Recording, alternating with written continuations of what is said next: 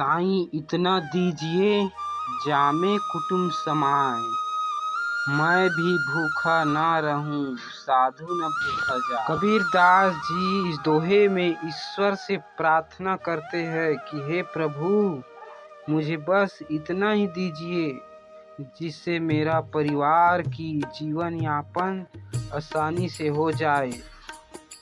वह भगवान से इतना संपत्ति मांगते हैं कि वह कभी भी भूखे न रहे, उससे घर आने वाले कोई भी साधु भूखा न जाए। इस दोहे का मुख्य उद्देश्य यह कि जीवन में आवश्यकता के अनुसार ही धन की चेष्टा करें।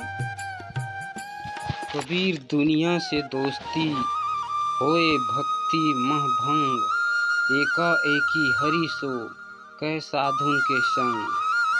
कबीर जी कहना है कि दुनिया के लोगों से मित्रता करने पर भक्ति में बाधा होती है। या तो अकेले में प्रभु का सुमिरन करो या संतों की संगति करो। पोथी पढ़ी पढ़ी जग मुआ, पंडित भया न कोई, ढाई आखर प्रेम का पढ़े सो पंडित होए।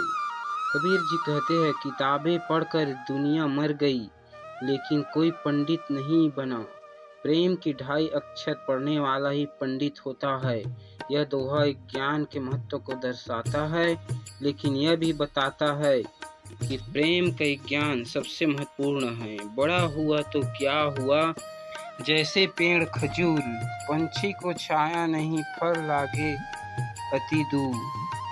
कबीर जी कहते हैं कि खजूर के पेड़ की तरह बड़ा होने का क्या फायदा, जो न तो राहगीरों को छाया देता है और ना ही फल आसानी से तोड़े जा सकते हैं।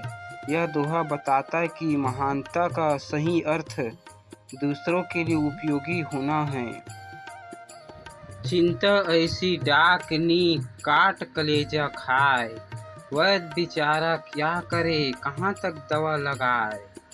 कबीर जी कहते हैं कि चिंता एक ऐसी डाकनी है जो कलेजा खा जाती है, वैद्य भी क्या करे, वह कहाँ तक दवा लगाए।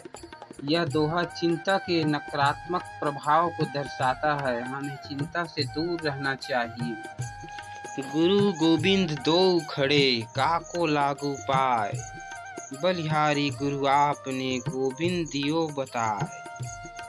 कबीर जी कहते हैं कि अगर हमारे सामने ईश्वर और गुरु एक साथ खड़े हो तो हम किसके चरण स्पर्श करना चाहिए। गुरु ने ही तो ज्ञान के द्वारा हमें ईश्वर से मिलने का रास्ता बताया है, इसलिए गुरु की महिमा ईश्वर से ऊपर है। इसलिए हमें पहले गुरु के चरण स्पर्श करना चाहिए।